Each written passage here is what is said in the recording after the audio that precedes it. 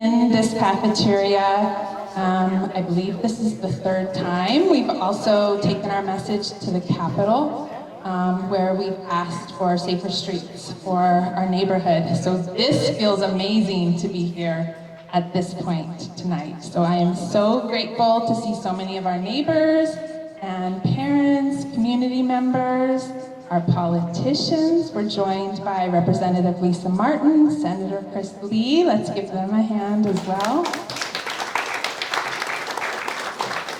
And so many other folks. This is the director of DTS, and Roger is going to take it over from here. If you have a need to use the restrooms, they're right outside the door. Go outside, make a right. Thank you. Well, thank you. And thanks everybody for being here. We have a lot of our staff here today, and I want to acknowledge my staff and also our consultant, SSFM. You know, I go to a lot of public meetings like this.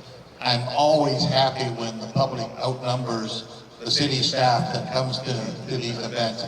And I know when I come to Kailua, that's going to be the case. Because, you know, you just know that people in Kailua really care for their community, and that's what we're here for today.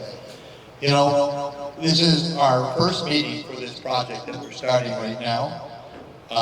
We are looking at two streets, really. We're looking at Keolu Drive, and we're looking at Kailua Road, and also, you should know that what we're looking at right now, the project is a federally funded project. Thank you to the IIJA for making funding available so we can do these kind of community planning events. There could be some near-term improvements. That's kind of what we're here to kind of go through and determine, you know, what can be our near-term improvement that we can make to improve safety on the streets here. We can also plan for longer-term improvements as well that we would need to budget for, but we're open really here today. We're here to listen to you guys and to have a dialogue with everybody. This is the beginning of our journey for trying to improve our streets here. We've spent the last few months just collecting data. We have a lot of data to share with you over what the street conditions are, what the opportunities are, what the design possibilities are. We've started taking a look at the right-of-ways, the speeding, the other things that go on, the crosswalks, the potential uses that we can have. And you can see some of those around the room. I know that my staff tells me that speeding continues to be one of the key concerns of the community. We know that there is speeding. We've done studies. Our studies have shown that speeding is indeed a problem here. We've had recorded speeding on Keolu at over 60 miles per hour. That's speed that can kill, and has in this case here too. We have observed, in addition to the poor behavior, we also want to know that we know that many people are not comfortable biking on these streets. And so we're taking a look at what can we do to improve our bicycle infrastructure.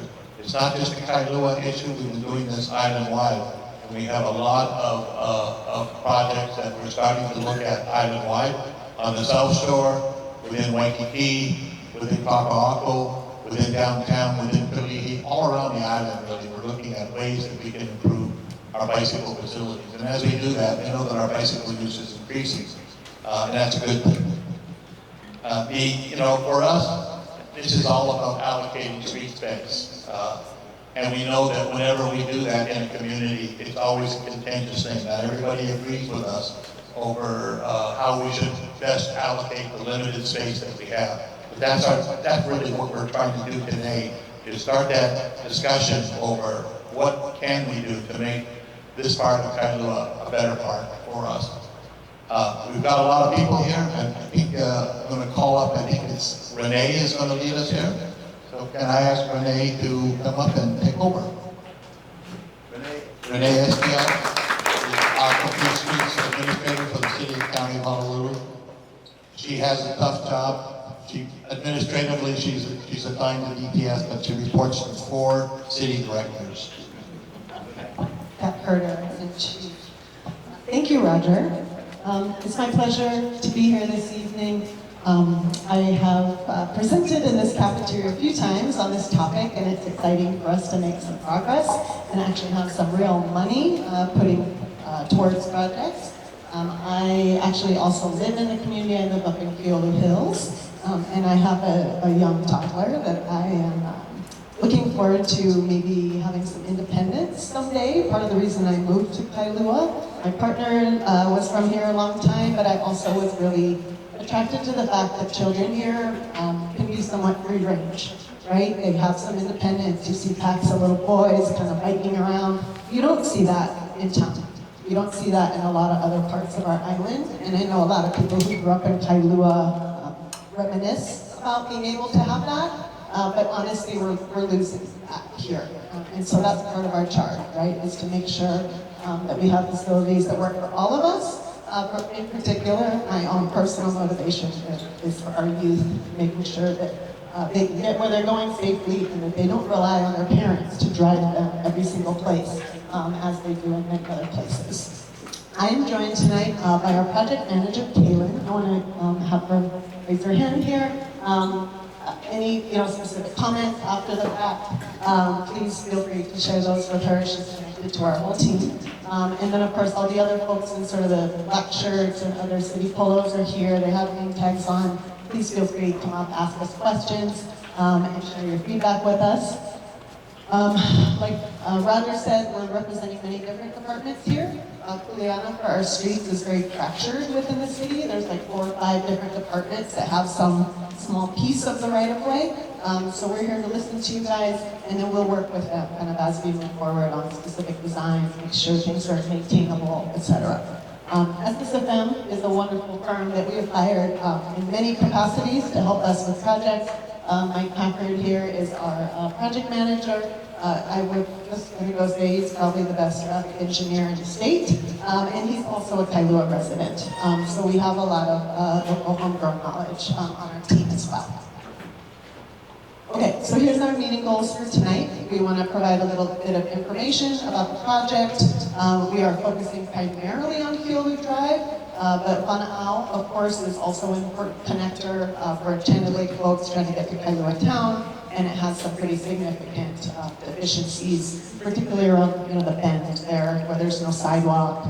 I often see wheelchairs, baby strollers in the travel lane, so concerns there. And then we also added Awakea, Kaʻelepulu, and Kaʻelepulu Street, because as many of you know, those are sort of the back routes for bike connectivity. And so we always also wanted to make sure we identified any improvements that were needed to make that a more comfortable facility for people traveling between Kailua and Channel Lake. And then, of course, the most important part really is to hear from you guys. We're very early in the process. We don't have a proposal for you necessarily to react to. We have different ideas, some sections, we have a couple alternatives. So really good time for you to provide your feedback, much easier than when we get farther along into a project. The plans are already set, everything. This is the time to make your opinion. So we're going to do a quick overview of Complete Streets in general, a little more on the project specifics, and some of the data that we've collected, the things that we think we can help address in this project.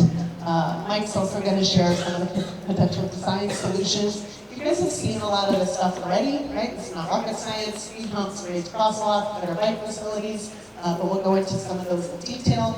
And then after the presentation, we've got 5 different stations around the room, and we want you guys to go amongst those, talk to staff, and provide your specific feedback. We're going to be doing some polling tonight as well with your cell phone. So if you have a smartphone, please have it out. We're going to be using the site here. You go to menti.com, and then you enter this code, and it will bring up this meeting. If you do not have a cell phone, we do have paper copies of the polling questions. We prefer, if you have a cell phone, please participate. But if you're, of course, like iPad or whoever, you have a flip phone, we still want your feedback, and we'll incorporate that in. So just go to the table where Laura is to get that. Good. up.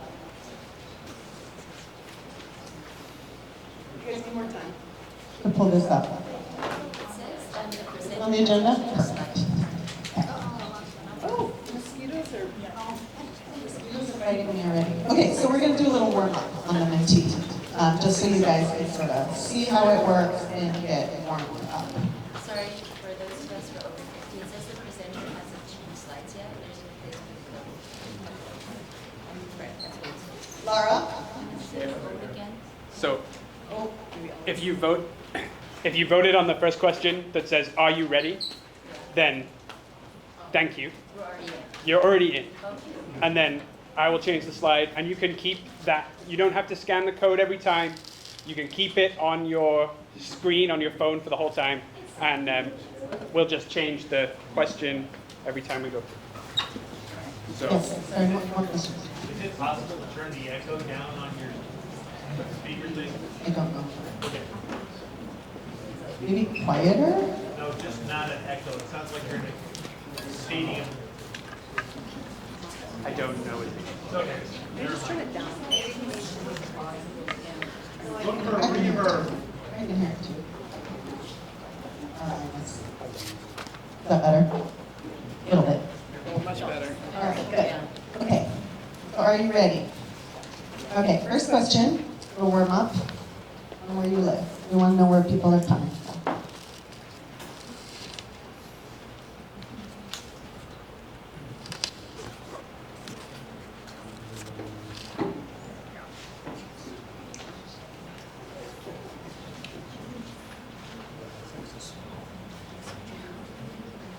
Okay, everybody in? Okay, we are Enchanted Lake. All right, got the right people in the room. Okay, I don't think that's the next question. Sorry. Back to you. that's it? Okay, so that was the work. Everyone knows how to use it, we'll come back to it. Okay, so complete streets in general, do an introduction. Some of you may have heard this term before, see a lot of nods.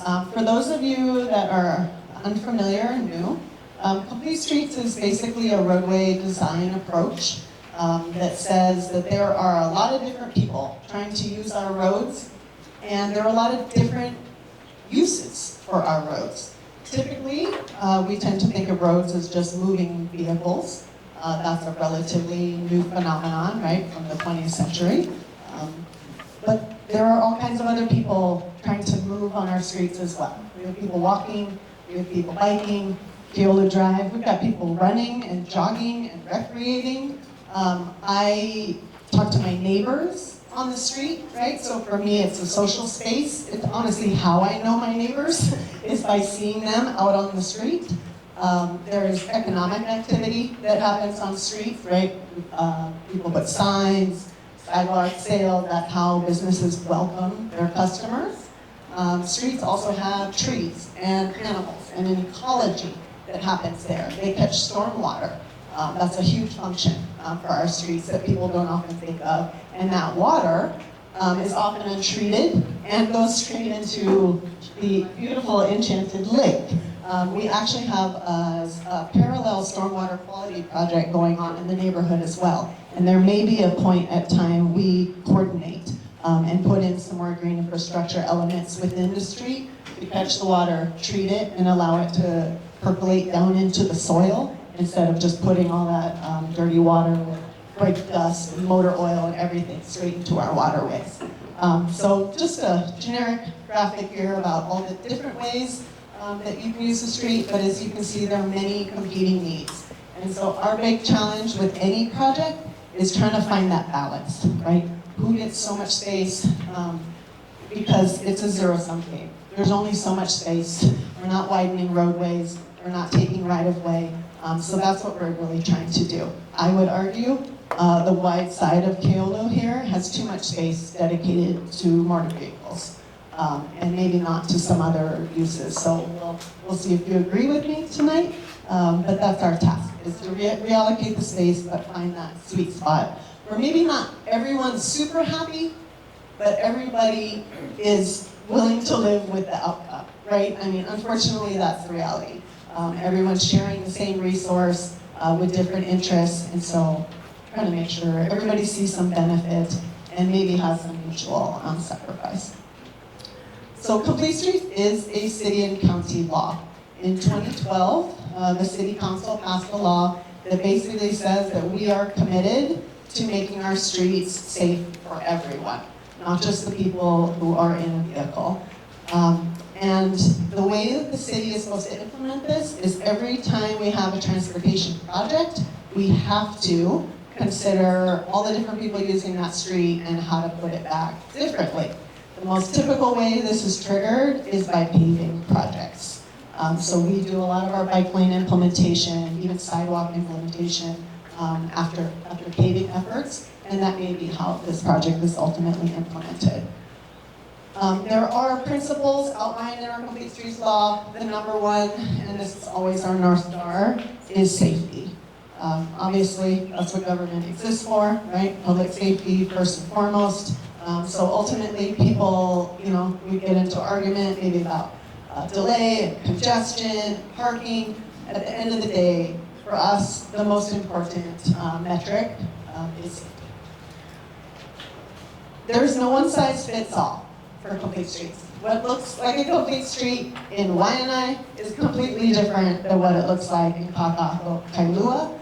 Even different portions of Keolu Drive, right? We've got the older portion that's really narrow. We've got this wider area that was built a little later.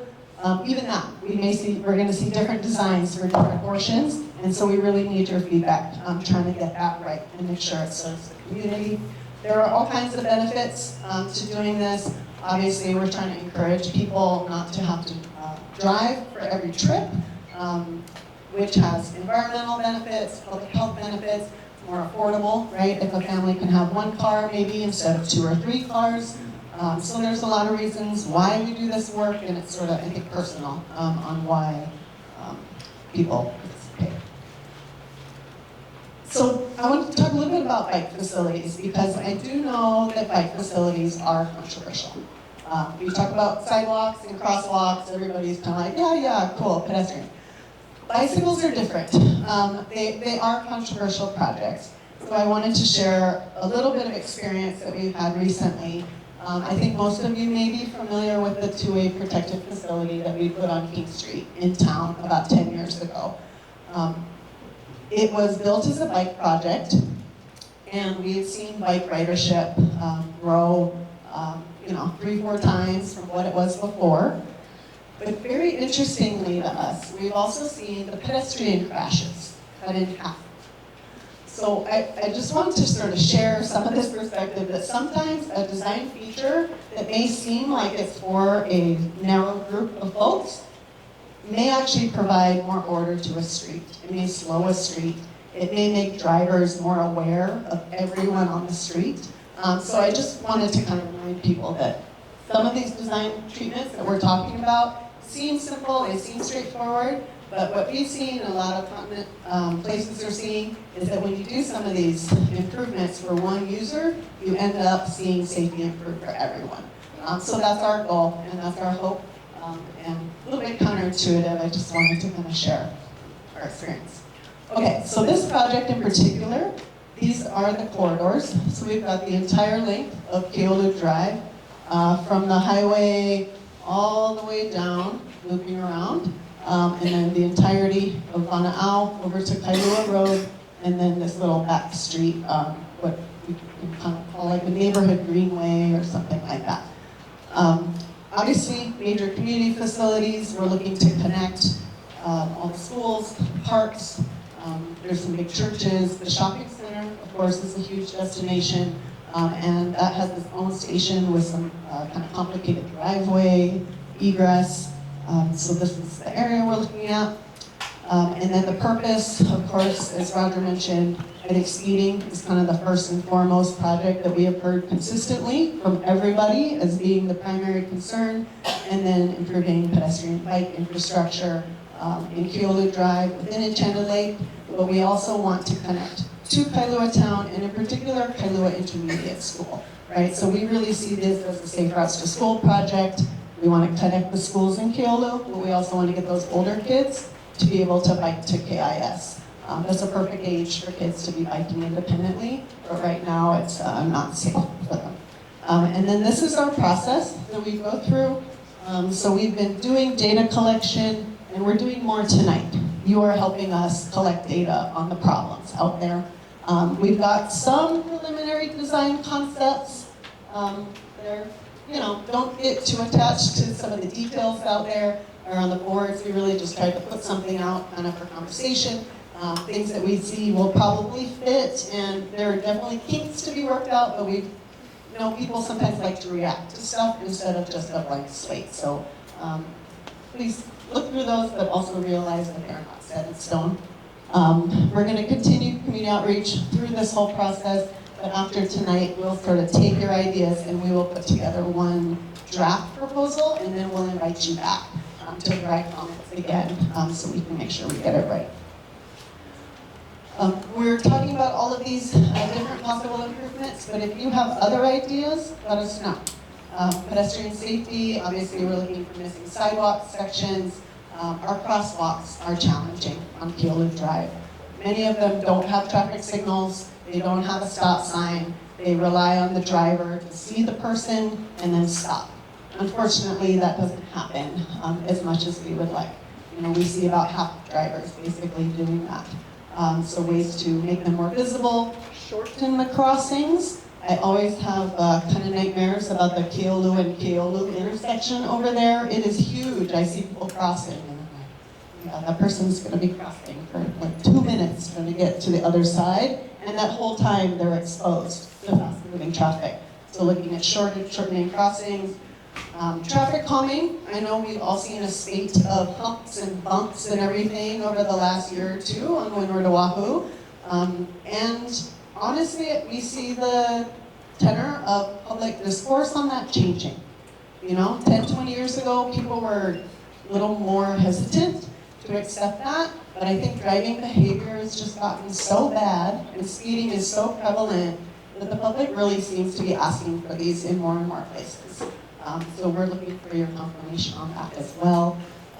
Bike infrastructure, we have bike lanes out on this section. They're not protected, they're not particularly comfortable. And then of course, on the other side of Keolu and Bana'au, we don't have anything. And to get a lot of these features, you're gonna have to change the travel lanes, right? So Keolu used to be 4 lanes, right?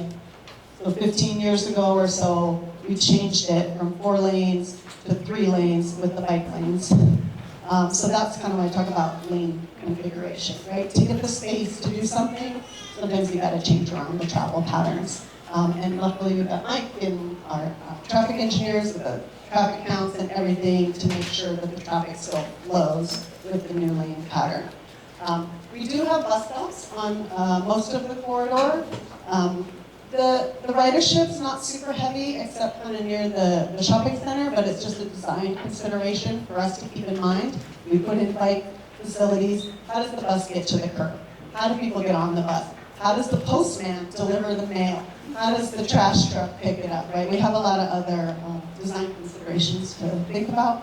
And then lastly, like I said, the sort of ecology side. We've got room for days on this side of Keolu. I don't know what the underground utilities are, but what if we could plant trees down the median, or more trees on the side, or, so those are the kinds of things that we can sort of dream of through this process.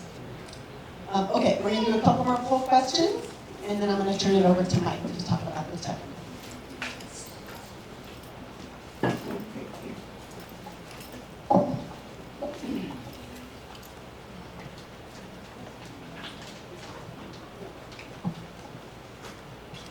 Okay, hi everyone. So the first question, if you have your phones out, is why do you use Keolu Drive? And you can select as many of the options.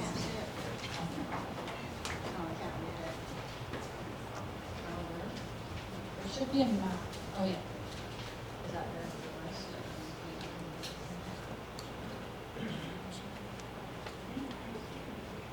Okay, lots of people traveling through.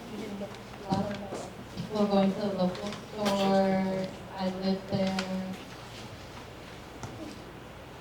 recreate. I saw a lot of people jogging and running on the way here.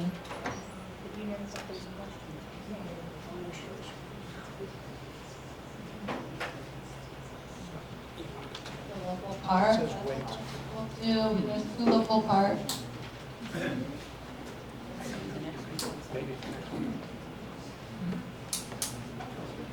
Okay, is everyone good? Great. Okay, and so same question, but for Wana'au Road.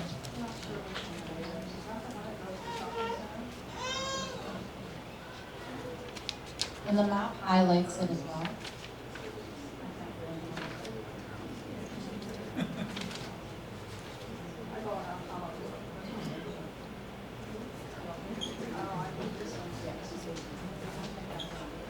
A lot of people traveling through. We've seen a lot of speeding on Wana'au Road.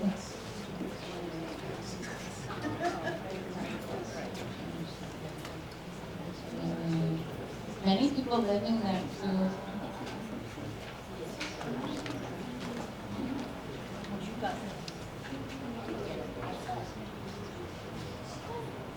Okay. We're good for the next one. And same question, but for Abakea, Ka'Abakea, and Kauku. This is our neighborhood greenway. We're envisioning a bicycle route that can connect Kailua Town and Kailua Intermediate to Keolu Drive.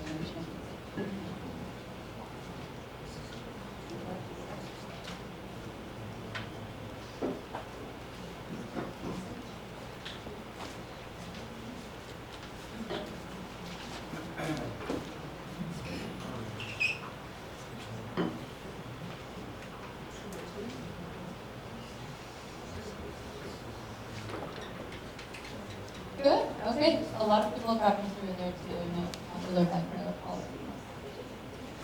And how do you typically travel along Keolu Drive? And you can select as many as you want, whether you're running, walking, biking, traveling by car, motorcycle.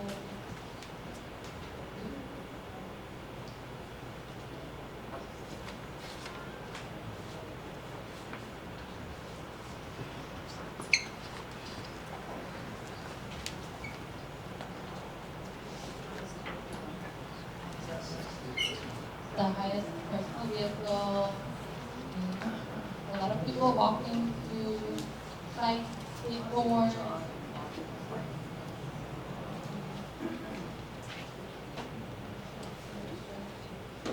Okay. And so the same question for Wana'au Road. How do you typically travel along it?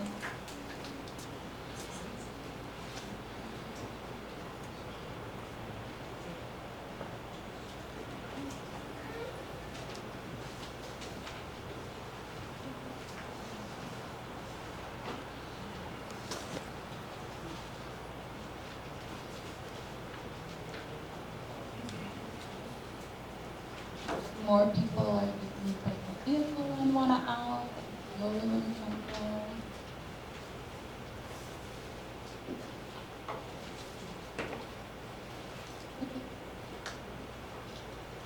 And the same question for Abakea, Ka'Abakea, and Kauku.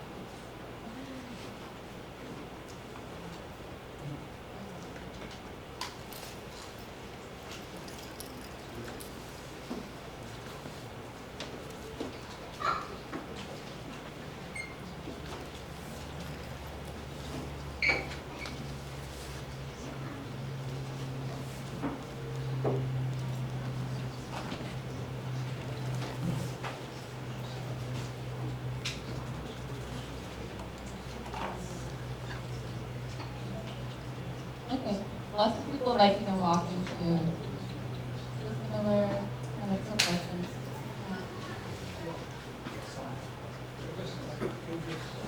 Okay, and this is an open question, so in 3 words or less, if you can, what are the concerns you have when traveling along Keolu Drive? Crosswalks, crosswalk safety, fast drivers. Exposure, shade, no shade.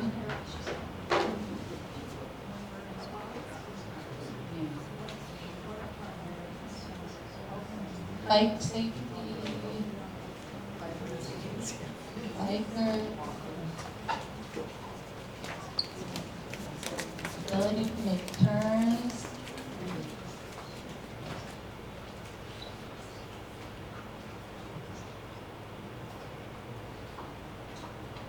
like speeding, crossing, safety, shade is really high. A lot of concern.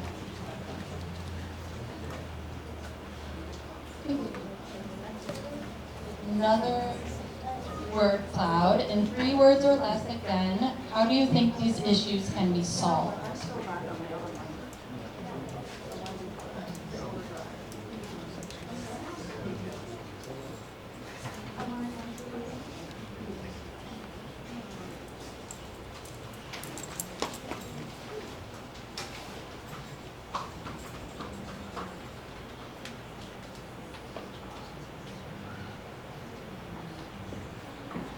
Better bike lanes, flashing crosswalks, speed tables, protected bike paths, trees, humps, lower speed limits, raised crosswalks, narrow roadway, police, roundabout. These are all great ideas. Median planting, road diets, enforcement.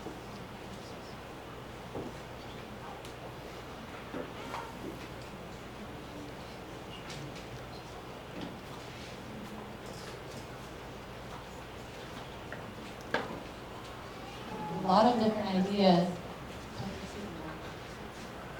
Some of the big ones, speed humps, trees, flashing crosswalks, very popular, but there's all different types of ideas. And we can talk about all of this later when we go around the room. That's the holding session number 2, and then I have 2 more.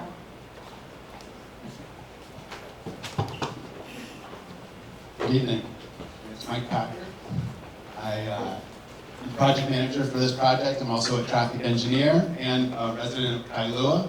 I have 3 little kids that go to school in the area, and my wife works in Kailua as well.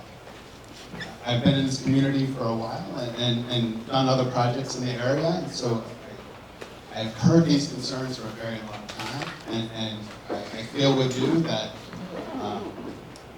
it's been too long to address some of these known issues. These are issues that have been a problem for a long time. And despite the show of force that we have right now, this was not the same situation a decade ago. There were fights, and there was a lot of pushback about some of these changes. There was a lawsuit which actually stopped a lot of this for a long time. So when we talk about things not moving forward, it's in your hands. If you want to see these changes, I ask you to advocate. And so, as the community, let's get together and really show what we want to see here. And not let the people that are using these roads as throughputs to cut through, to take over what our neighborhood really could be. This is a beautiful area. And we have a lot of longtime residents here that have seen these changes, and not necessarily for the So I'm going to speak first about some of the data collection that we've done thus far. For the past couple of months, we've been taking counts, we've been doing speed studies, we've been doing parking counts, and we've been looking at historical data, the data that's been available, made to us. In particular, I'm going to talk to you about traffic crashes, and this is from 2015 to 2022. There were 206 crashes reported in the project area. That's a lot. Of those 206 crashes, one of those included a fatality we've spoken to today. And then in 2023, there was another fatality, almost in the exact same area, both of which were pedestrians. The highest density of motor vehicle crashes, I think you can tell from this heat map, is on Keolu Drive, from the highway, Kaʻelepulu, to the area around St. John Vianney. So this is Iana Street here, it's a traffic signal at that location. You see this very high density of crashes. It's a 5-lane section of Keolu. So as we talked about the road diets that were done 15, 20 years ago, that area wasn't changed significantly. No bike lanes, but there are 5 travel lanes through that area. And as a result, we have the most crashes in that area. And then the second area that we've seen a lot of crashes, and that's on Wana'au Road, largely between Papalani and Aumoe Road. So those who live in the Enchanted Lake area and may drive to the beach, taking Wana'au Road, as they approach this curve, there's 5 chevron signs, a blinking, flashing light, and a ginormous arrow. And yet those signs are hit and knocked over on what seems to be a weekly, monthly basis. We've spoken to the individual who lives right there. His wall's been driven through. The church on the Mackay side, cars have ended up in their frontage.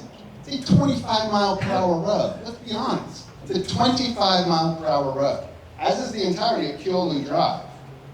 That's unacceptable. And why this matters beyond those property damages you just spoke to, that's 42% of crashes between motor vehicles only. 42% of crashes between motor vehicles results in some level of injury. So if anything, let's be conscious about the fact that this is injuring people. So I will be answering questions at the end when we go around. And so these are things that we need to be aware of. These are our friends and family that are being injured, some of which may be losing their lives. It's a small community. These are people. You probably know people who have been in these crashes and been injured. Now, when we take that lens and look specifically at pedestrians and bicycles, we filtered out all the vehicle-on-vehicle crashes here. 96% of crashes involving a pedestrian or bicycle result in some level of injury or fatality. 42% when car on car. Yeah, your odds, if you're a betting man, maybe you won't. But 96% of people who are hit by a car while walking, while not contained within a 1-ton piece of metal, 96% of those people are injured, and unfortunately, a few are killed. 7 of the 10 crashes involving cyclists, people riding on their lightweight bikes, on Keolu occurred within the portions without dedicated bike facilities. So from Wana'au on through to Kailua, the highway, there are no dedicated bike facilities. It's generally considered a bike route, which means there may be signage or markings saying share the road, but who is that share the road to? Because it's not really creating any more safety for people on bikes. The highest concentration of these crashes involving pedestrians and bicycles along Keolu is fronting Enchanted Lake Center and the St. John Vianney Catholic Church and School. That's that 5-lane section I was talking about. Same volumes as elsewhere on this side of Keolu. Yet the highest concentration of pedestrians and bicyclists, in addition to, as you might see before, vehicle on vehicle is in that 5-lane section. More lanes is not what we need. It's the opposite. It really is, it's an obvious correlation that less lanes makes things safer. So speeding. Vehicle speeds were collected at 5 locations, 3 of which on Keolu, 1 on Awakea, 1 on Au. All of these are 25-mile-per-hour posted speed limits. The average speeds were about 29 to 31 miles per hour. I think we can all imagine a time when you're driving 5 miles per hour with the speed limit. But upwards of 23% of those on Keolu Drive were 10 plus miles per hour over the speed limit. Now we're getting a little bit faster. We don't have the graphic in here today, but as speeds increase, the propensity for a pedestrian to die as a result of a crash increases exponentially. So every bit faster you are going over generally 25 miles per hour, you're increasing the potential that if you hit someone, should it be an accident, you didn't see them, you're still a higher chance of killing that person. As Renee mentioned, we've seen speeds as fast as 60 plus miles per hour on both Keolu and Wana'au Road. And for those who live on Wana'au Road, this has been a long time of dealing with the speeding on that road. And while there's been attempts to put up variable message signs and other treatments, changing the striping, having more police presence, it's just not a permanent fix. We need the engineering side of things to forcibly slow people down. And then last but not least, on the whole, from state DOT, speeding is responsible for up to 50% of traffic fatalities in Hawaii. So traffic volumes were collected at all those locations I mentioned that we also collected speeds on. And this is kind of a breakdown. And in addition to the counts that we took for this project, we pulled up some counts that were taken that the state takes on a regular basis in the area to give you a context and to put in comparison what the volumes are on these roads as compared to other roads in the area. So you can see what other opportunities there are to move traffic within different makeups of the road. So this section of Keolu Drive, and this is largely between Wana'au Road and the highway, the traffic volumes were resulting in about 14,000 vehicles a day. To put that into perspective, Keolu Drive is around 13,000. Kailua Road, the two-lane section going between Wana'au and the beach, that's around 12,000. Two-lane road, carrying 12,000 vehicles. I would argue outside of times when roundabouts under construction, it's largely not a congested issue. Thank you. Wana'au counts about 9,000 vehicles a day. So it's a two-lane road, carrying about 9,000 vehicles a day outside of some certain weekends or even times in the afternoon. It's largely not a traffic congested road. It's a sped-on road, but it is not a congested road. As comparison, some of these internal neighborhood roads that we've been talking about, Abakea, Kawakea, Pupu, about 2,000 vehicles a day. So when you talk about having a cyclist out there and trying to share the road with vehicles, I would much rather share a road when you're seeing a car once every 1 to 2 minutes than one that's there potentially going 60 miles per hour on a regular basis. And so the idea that Wana'au was largely considered the bike route is not helping the situation, and it's largely detracting from the ability for people to make these connections that aren't aware of it otherwise. And that's why this is such an odd angled connection here, because there is no road that goes all the way through. You have to cross the canal, and there's the bridge there, and intentionally, when the master plan was developed, there was not another connection here because the intent was keep cars on Wana'au. But the reality is the neighborhood streets on the internal roads, they have much slower and lower volume of traffic. The other thing I want to bring up here is the backside of Keolu Drive. So the west side, right, we're seeing right out here. The volumes here are half of what they are on the other side. About 7,000, we got about 7,200 vehicles a day. That is a fairly low number, lower than we have on Wana'au, which is a two-lane road, lower than almost every other road outside of these small neighborhood streets. And so we see a lot of opportunity here. We have 64 feet of usable space, curb-to-curb space, 80 feet of right-of-way to work with here. There's a lot of opportunity to work within that space to better dedicate this to things other than moving vehicles as fast as we need to. So we also did a parking utilization study. You know, anytime you talk about reconfiguring the road, parking is one of those things that we discuss. And the reality is, a lot of people count on that parking. Businesses count on that parking to bring in customers, residents that have multi-families, have multiple cars, cannot fit all their cars in their driveways. They count on that. And the reality is, we've increased as a population of Kailua as a result of these multifamily growing. So while we're not getting any substantially more houses, houses are becoming denser and becoming more populated, and that in itself results in more cars. We are a bedroom community for the most part. Those who do work, largely work in town. Some that have the opportunity to work remotely or not at all. Don't have that trouble, but at the same time, these are what we're limited to. So we took this data collection at 2 times, noon and overnight on a weekday, and then midday on a Saturday. This was during school times, and the intent of these times was to make sure that we targeted to get the highest amount of parking at any one of these locations at any given time. Largely in a residential community, overnight you're going to see your highest amount of parking on the street.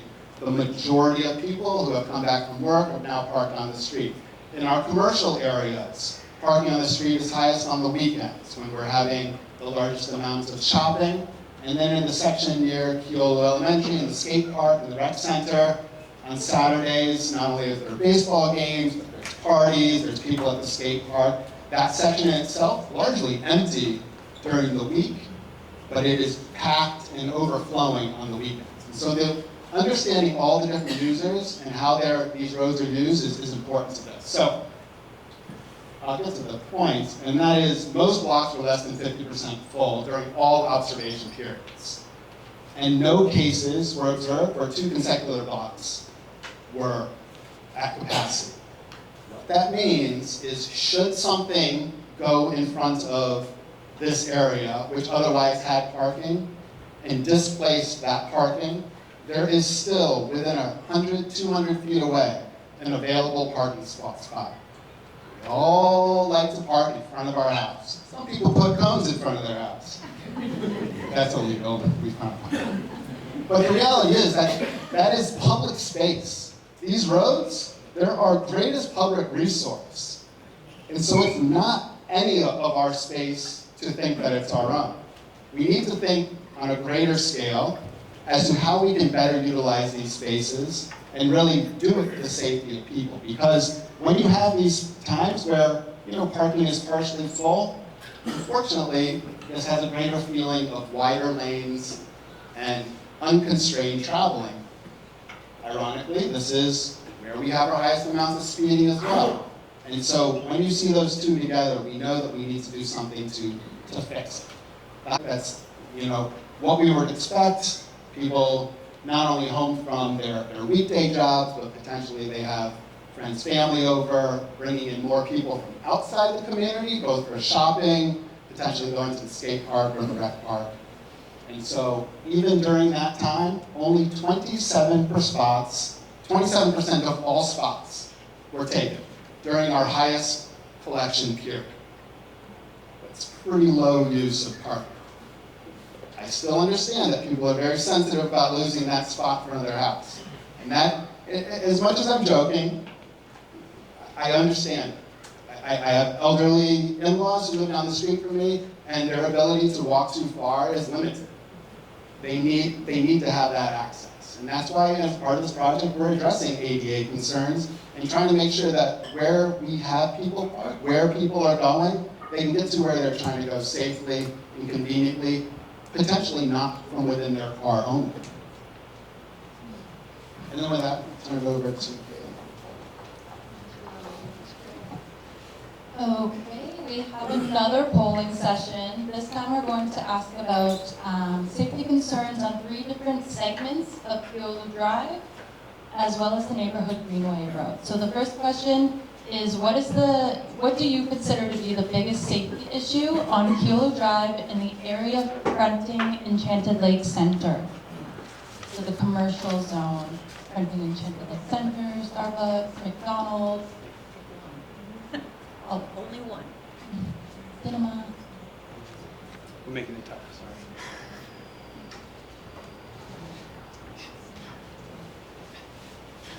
So the options are speeding, drivers failing to stop for pedestrians in crosswalks, lack of bike facilities, pedestrian bike vehicle conflicts at signalized intersections.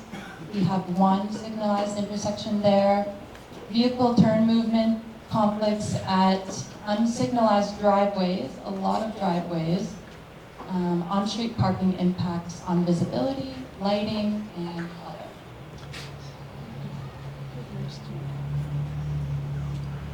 The lot of people consider the turning conflicts at driveways to be the biggest safety issue.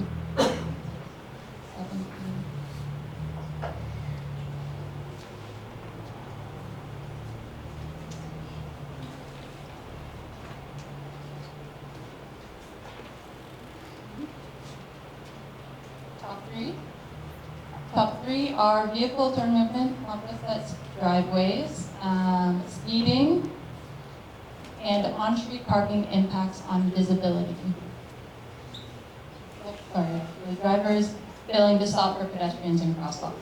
No. Okay, the same question for the 40-foot wide section near Keolu Elementary School. This is the narrower section of the roadway. It has kind of a slope. It's near the skate park.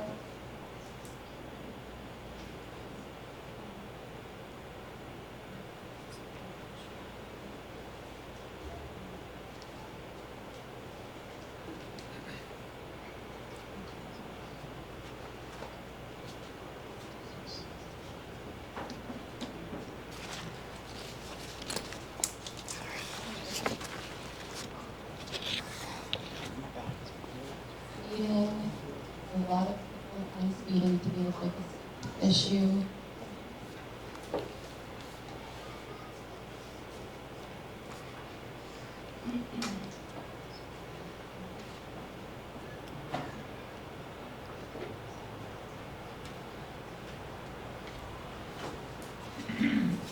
Top three are speeding, on-street parking, impacts on visibility, and the lack of bike facility. Third, what do you consider to be the biggest safety issue on Keolu Drive in the 64-foot wide section near Kaʻelepulu Elementary School, where we are now, so just outside? Does that wrap all the way around to like the Shannon Lake Elementary kind of area too? The section highlighted is directly in front, but it can be the full, It's all the same. yeah, and further down as well.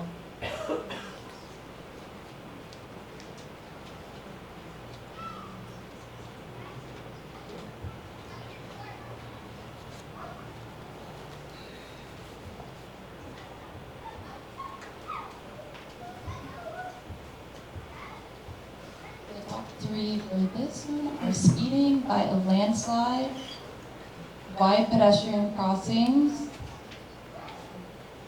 and tied for unprotected bike facilities, bike ped, vehicle conflicts at signalized intersections.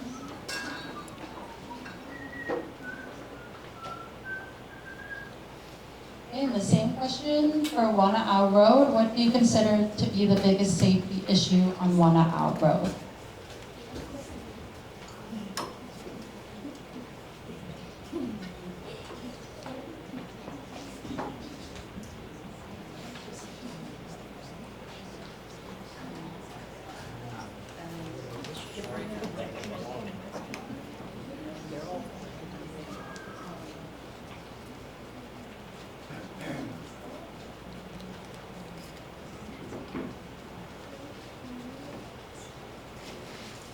Missing and discontinuous pedestrian walkways takes the lead. Speeding in second, and lack of bike facilities.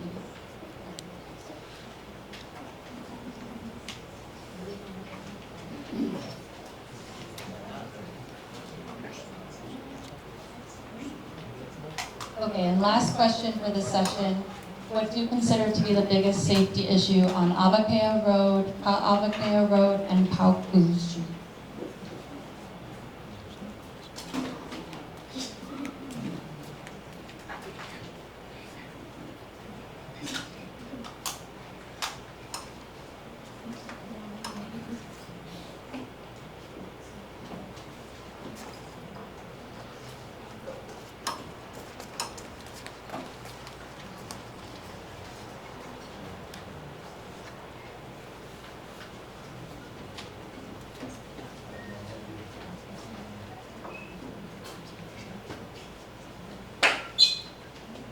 Lack of bike facilities, is at the top with 18, speeding again with 11, and missing or discontinuous pedestrian walkways or sidewalks. 15.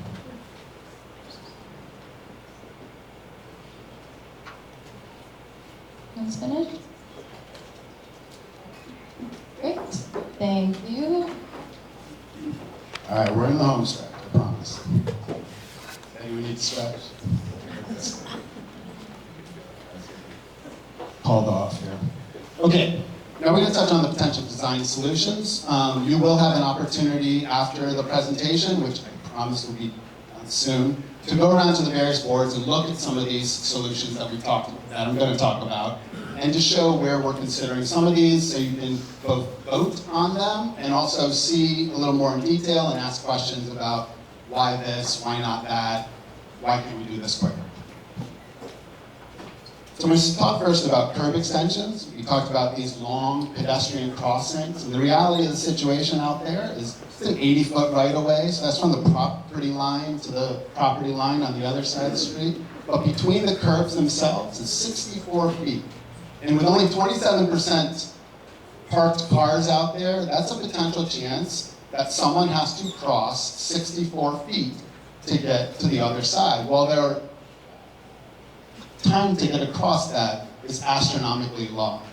And the exposure to oncoming vehicles, especially when people are speeding, is even greater.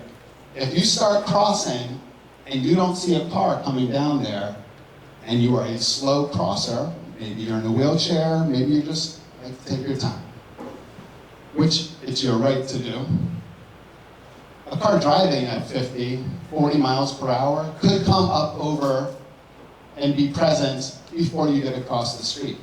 To suggest the person wasn't watching before they started crossing the street is missing the fact that it's the vehicle's law to stop for crossing pedestrians. So what we're showing here is the ability that by putting in these curb extensions, this example down here from Kapuna Loop, can actually reduce these crossing distances. So this example here from Kapuna Loop, where we put in these curb extensions within the parking lane. So the parking lane ends just before you get to the intersection. That's not legal parking, and so instead of keeping it open, which keeps it a more open feeling, faster road, we reduced the crossing distance here by 8 feet. But within some of these sections, such as the 64-foot section just outside of here, actually, because of the low volumes out here are around 7,000 vehicles. So in those sections, we have the ability to drop this down to a 2-lane road. 2 lanes, 20 feet.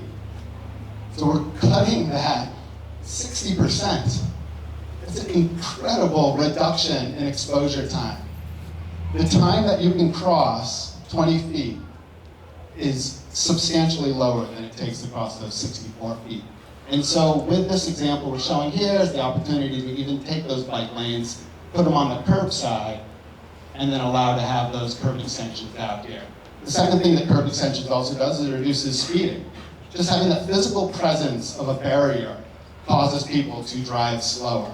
So when we only have a 27% occupancy of on-street parking, the majority of the time that parking stall is not taken, therefore it's a wide open road that induces speeding. We saw it in here. These wide roads result in speeding. So what we need to do is we need to narrow them down. Raised crosswalks. I'm sure many of you are familiar with some of the treatments that have been going on the state facilities. I don't know if you're less familiar with the example back here on Keopai Street, near the marsh, parallel road to Oniava. This is work that was done decades ago, but this example of the raised crosswalk is more standard to what the city does on these long-term projects. They're able to get over by buses and emergency vehicles with minimal delay.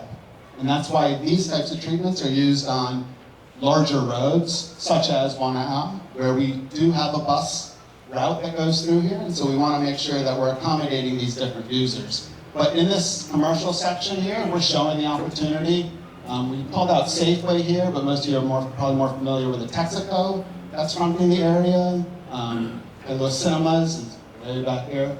But some of the benefits: reduces speeds, encourages drivers to yield to pedestrians, and reduces traffic crashes up to 45%.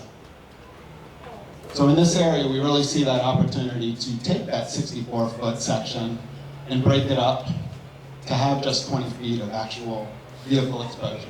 Are you open for questions at all? We will be taking questions after the meeting when we're around on the outside. Not enough. No, but you and I can talk about this. So as we talk about other opportunities, we have pedestrian refuge islands. Example here along Kailua Road. This is the section fronting between Kamalani condos and the rec park, which is over here. So this is a road that was, redone somewhere around 10, 15 years ago. And as a part of the reconfiguration, they put in these raised medians, just simple landscaped planters in this area where it returns to having the two-way left turn lane on the other side, but with no demand or need to turn left here, we're allowed to take that space and otherwise use it as a refuge lane.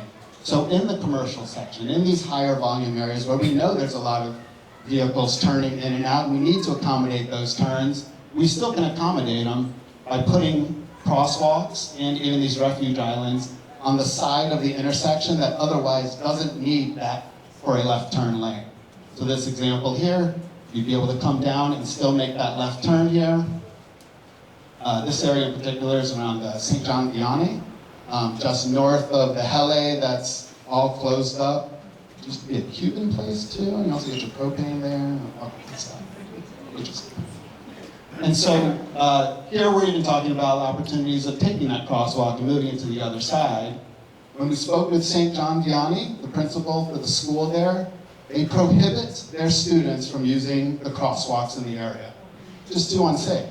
This is a 5-lane cross-section through this area. No greater volumes, but 5 lanes fronting this area. And the principals have just disallowed students from using it. This is the proposal as opposed to what exists. So this is an opportunity of what we can get here. So now we're going to get on to bicycle facilities. As Renee touched on, bicycle facilities, yes, they can help bikes, but in addition, they can help other users. And so even if you would never bike, you might even hate bikes, there's still a benefit for you, so stay tuned. So when we talk about existing bicycle facilities in Kailua, we have a couple of different ones out there. Keolu Drive, which was restriped not too long ago. We have buffered bike lanes in the areas fronting with Lanikai Brewing, Bob's on the other side. These examples of bike lanes are called buffered bike lanes. It largely keeps the cars on the curbside, but puts a marked hatching between where the bikes would be and where traveling vehicles would be. Right out in front of us here, we have standard bike lanes, like on the majority of Keolu Drive, where it's just a single lane. So instead of having a 2, maybe 3 foot of striping, it's just 1 stripe. Granted, stripe's just a stripe. It's quite easily driven over, walked over, or what have you. So there is not a great increase in safety there. However, from a comfort and visibility standpoint, the buffer bike lanes do enhance it a tiny bit more. And the reality is the majority of our roads out there are shared roadways. And whether that's having cyclists riding in the shoulders, riding in the parking lane where there's no cars parked, or just taking the lane and hoping. Example is Wana'au Road, which is classified as a bike route. So the existence of that bike route means that you're supposed to be able to bike along there by sharing the road with traffic. Although most bikes travel about 15 miles per hour, except if you're like a spandex-clad cyclist, maybe you're doing 20, 25. That's still not 60. Nor is it 35, which is the majority of how people drove on Wana'au and Keolu. So why do we need these protected bike lanes? We've done studies throughout the nation and throughout the island to understand how people feel about these facilities and what would encourage them to potentially bike more. And we found that the majority of people are interested but concerned cyclists. They're not comfortable riding in the bike lanes out there. They prefer off-street, sidewalk, or separated bike facilities. And frankly, they might not bike at all if these bike facilities don't meet their levels of comfort. On Oahu, 42% of people say that they would bike or bike more if there was a network of protected bike lanes. This is an opportunity where if we really create places for people, we will get those people. What we have out in front is not a place for people, that is a place for cars. And that's why we have cars speeding. So when you look at these levels, and this is kind of our breakdown of when we're talking about different types of cyclists and who we are trying to design for in these types of projects, we are really trying to target this low stress tolerance. This is my son down here. This is me on my cruiser bike. This is me when I'm going somewhere for shopping. And this is me when I'm in full spandex, and you guys probably don't want to see me because it's embarrassing at this age. But the reality is, the majority of people we see out there on those roads are this. Why do you think that is? It's not safe. No one feels it's safe, and frankly, as a cyclist who's out there, I don't feel safe. And the reality is, we do have a number of cycling injuries and fatalities that occur every year. And it's a result of our infrastructure not really supporting those users. When we broke these numbers down about who is out there and what would potentially get them to bike, we found 51 to 56% of people are interested but concerned. And this is for Honolulu, Oahu. That's half the public. Half the public would have interest if we were designing things that were in this level. What we have now, 4 to 7% strong and fearless. I'm not strong, but I might be fearless or dumb. And then we have 5 to 9% enthusiastic and confident. 10 to 15% of people, that's what we're capturing right now. We have 50% of the public that we are just not accommodating. There is a huge opportunity here. We are a bedroom community. I want to speak to that because this is not trying to get you to bike to work. This is not trying to get you into Honolulu and back. This is when you're done with that and you're at home, whether it's in the afternoon or you're taking a kid to and from school or on the weekend, recreation or shopping. The majority of trips in Kailua can be made in a mile or less. That's a 5-minute bike ride. Can we do that? If you had a protected bike facility, would you do that? I would argue there's a greater chance than not. And I will not ignore the fact that 31 to 37% of people are not able or not interested in biking. Stay with me. There are still reasons this can be good for you. So in Hawaii, example up here, Renee spoke to, 10 years old already, South King Street Protected Bikeway. Most recently, the Ward Avenue protected, one-way protected bike lanes. Same type of treatment in that they have these plastic delineators, which are not attractive, but what they are is quick and effective.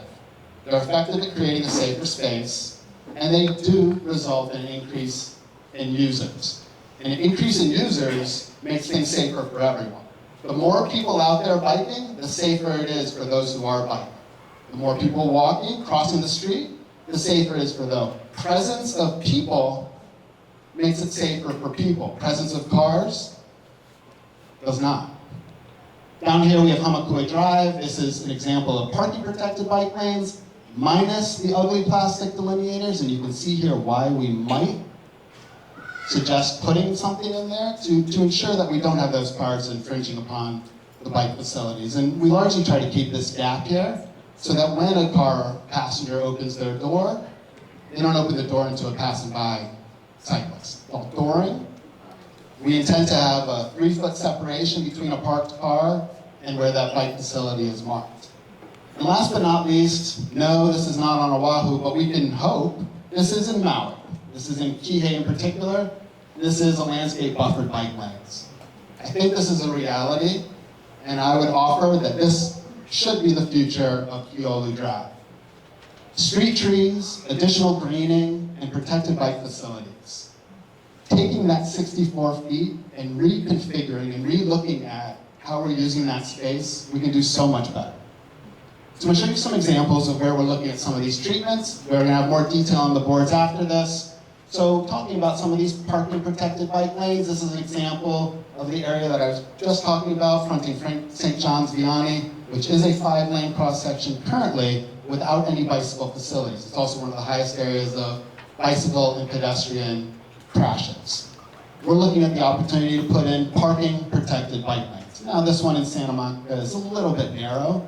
We can do better than that. We actually have an intent to make sure that these bike lanes at least have a 7-foot clearance. That includes some of the buffer in there. The reason being, the city has street sweepers that can sweep specifically bicycle or shared use paths. And so the opportunity of keeping the rubbish out of those areas so you're not driving over monkey pod or Kiave things that get stuck in your tires. But at the same time, that's helping with the stormwater and the green infrastructure. So it's taking some of that rubbish, instead of flowing into Enchanted Lake, we're collecting.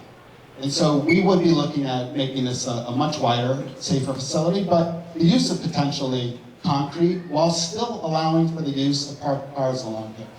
We feel that in the high volume section, we can accommodate all these needs while still not resulting in significant traffic, while just making it safer for cyclists, in addition to reducing the crossing distance in half. Protected bike lanes with landscape buffers, not unlike the example I showed from Kihei. Here's another one from Austin. We're fronting a residential community in the area where we have lower volumes. For example, just outside here, 7,000 vehicles a day. We can accommodate 7,000 vehicles, 2 lanes, without blinking an eye. There will be no traffic with that, I promise. Except that this construction starts and then there'll probably be traffic, but that's a whole other thing, and we get to that later. But the reality is that we see the opportunity here that by taking out that center left turn lane, we can better accommodate those buffers and make them wide enough that we could put in street trees. I saw in the example earlier, the word cloud, shade. These trees can grow up, they can provide shade for the cyclists, they can grow even larger, provide shade for the pedestrians.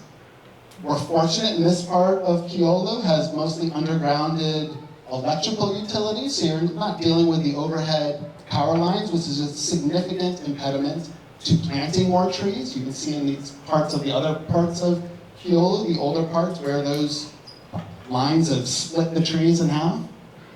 But we see the opportunity here that we could get something this nice, if not better, in this area just out in front of us. 2-way protected bike lanes with concrete buffers. This is another example that we're looking into where we have less space. And the reality of the section out here, I've mentioned it a lot of times, it's 64 feet wide from curb to curb. But when you go around to what we were calling the older part of Keolu, and this is Keolu Elementary School, largely to Enchanted Lake Center. So just at the edge of where the cinema's at, the right-of-way there, property line to property line, is 60 feet, but curb to curb is 40 feet. So that's 24 feet less that we have to work with here. So while still using the principles of encouraging and enabling people to get where they want to go most safely, such as the elementary school, such as the skateboard park, or the rec park, or Enchanted Lake Center itself, we see the opportunity for 2-way concrete buffered bike lanes. No, not as pretty, but it's still effective. And we can accommodate all this on this largely the same side as where the school and parks are at, while still having parking on the other side of the street. In the areas down near the elementary school and the rec park, we're even looking at moving that parking to be fronting the bikeway so we can have that direct access and not force people to park on the other side and always have to cross. This is an impact to these residents in this community in that it is proposing to reduce and remove parking from one side of the street. And that is a hardship and a reality of projects such as this. We only have so much space, and there's not enough to fit all the things. This is why we did the parking studies. This is why we looked into who is using this, how much are they using it, and if we were to displace said vehicles, where else could they go? No 2 blocks in this area were ever at capacity, nor was there ever greater than 50% capacity. When you look at some of these areas, there are side streets on all of them. So not only do you have the opportunity to potentially park, be it across the street, but if you don't want to then have to cross, you could potentially park on another one of the side streets. We've done the counts of the cars out there. We've reached out to the community. We will continue to reach out to those community members to make sure that they're engaged and aware. But we really feel that this is a very important part of the network to make sure we can get people where they want to go as safely as possible.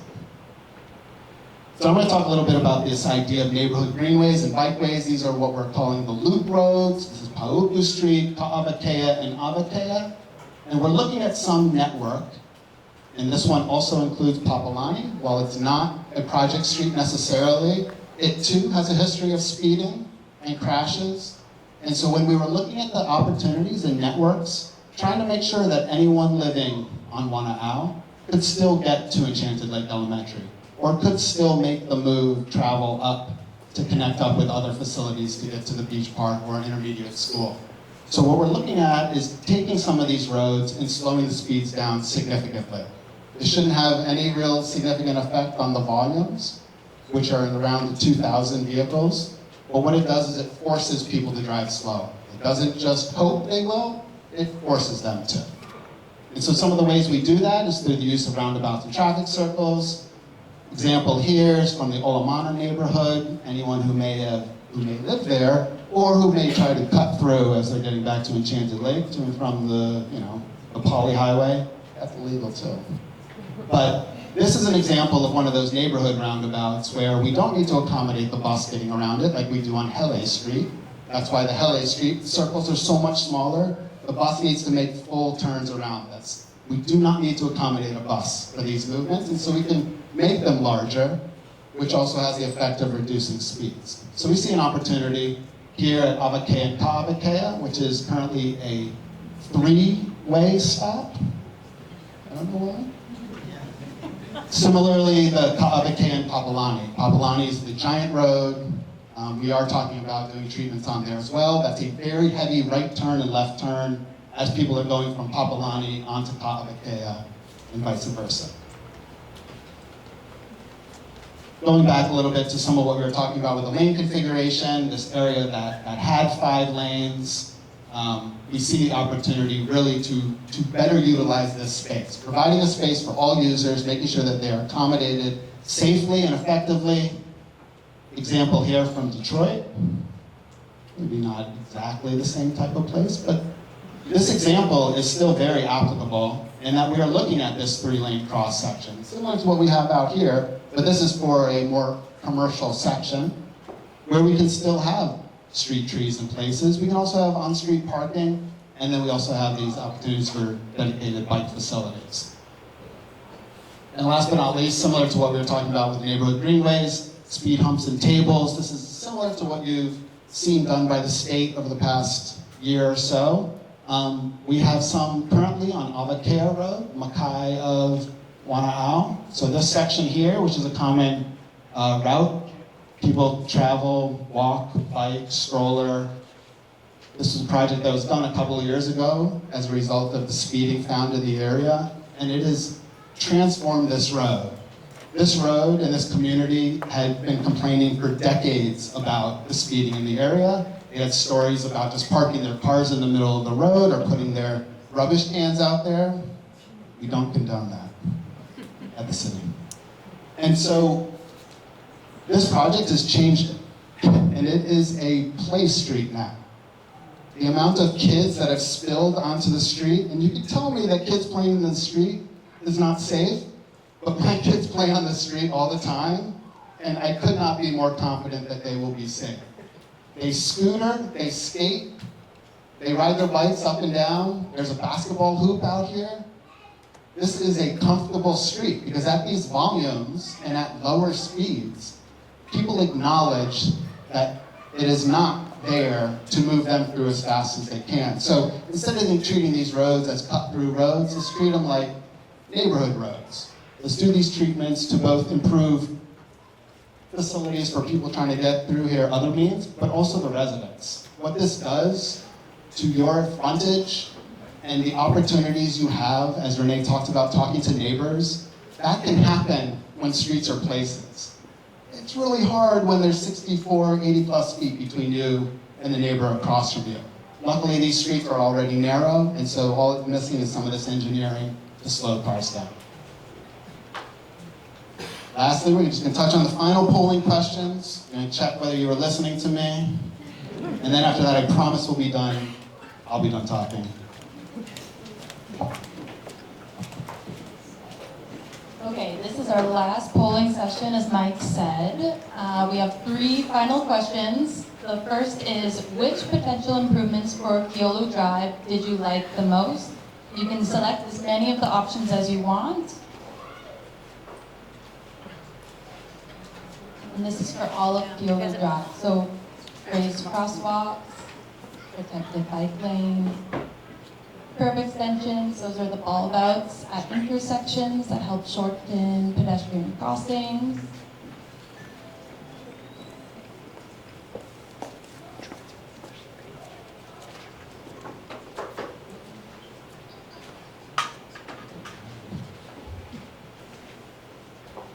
A lot of votes. The top 3 so far, but there's really more of a top 5. Protected bike lanes, street trees and landscaping, raised crosswalks, curb extensions, pedestrian refuge islands. Those are our top 5. Okay, and same question for Kailua Road. Which potential improvements did you like the most? Select as many as you want.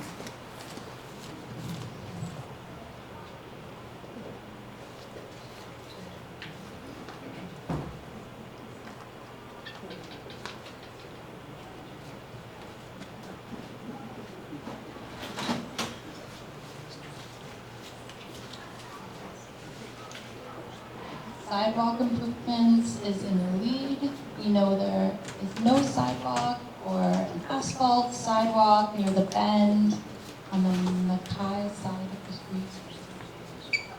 Sidewalk improvements, raised crosswalks and speed tables are also very high.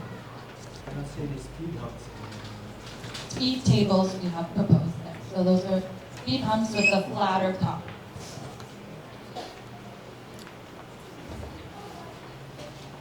And the last question of the night, which potential improvements for Avakea, Ka'avakea, and Kaupulu Street did you like the most?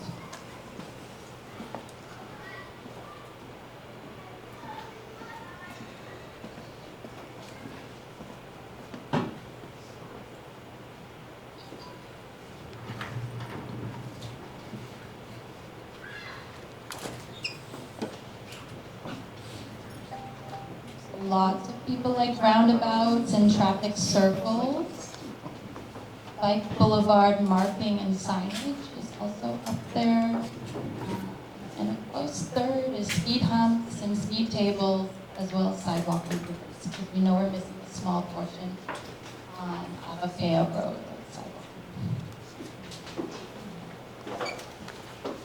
Okay, that's all for me, and we're going to post all of the polling results as well as this presentation, the recording of it, and I'll pass it off to Ernie. Okay, thank you for sitting through that. I know that was a lot of information, but we've already gotten a lot of very good feedback from you. So thank you for playing our polling game. Okay, next steps. We're going to post the meeting materials probably by tomorrow. Or Monday at the latest, so if people didn't attend, they want to see the slides, or you want to go back, we'll put that on our website. If you Google Kailua Complete Streets, we actually have a whole page on our website just for projects in Kailua. We have other plans that we've done for other corridors, ongoing projects, and so everything will continue to be updated there. We're obviously going to summarize all the feedback we got here, and we'll also put that online. And then, of course, we're going to start incorporating your feedback into the concepts that we're developing. We meet every few weeks as a team, and I think we're already got our kind of gears going from the feedback we've gotten tonight. Like I said, we're going to come back to you guys with sort of a draft plan, and you will still have opportunity to weigh in on that. We are going to look for interim improvements as well.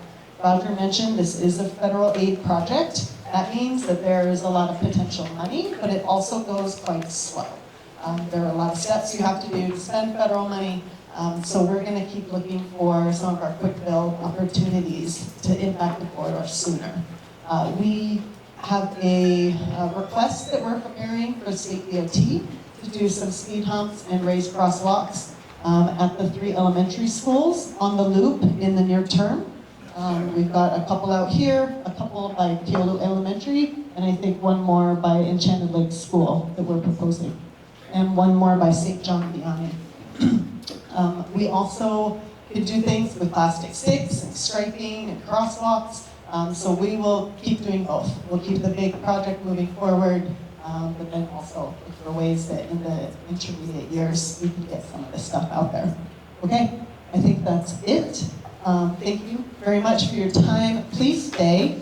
We have 5 stations around the room. I think one is sort of general, and then the different corridor segments. So we have the 40-foot, kind of the narrower section here. What's that one? Neighborhood greenways, where Kaylin is. We got the wider Keolu Drive section where we are in the back corner. Daniel, what do you got? Commercial section? No, by St. John Vianney. Okay, so the 2 kind of commercial areas are over on this side here. So we've got a couple alternatives. Please share your thoughts, draw on the maps, write your comments on the flip charts, and if you have unrelated questions, feel free to come find me on a specific location. We also have sticky dots, and so if you get some of those sticky dots, go around and put them within the areas of the proposed treatments that you'd like to see. But really, if you don't want to play with all these sticky things, just get your pen and start writing on this. With that, please go.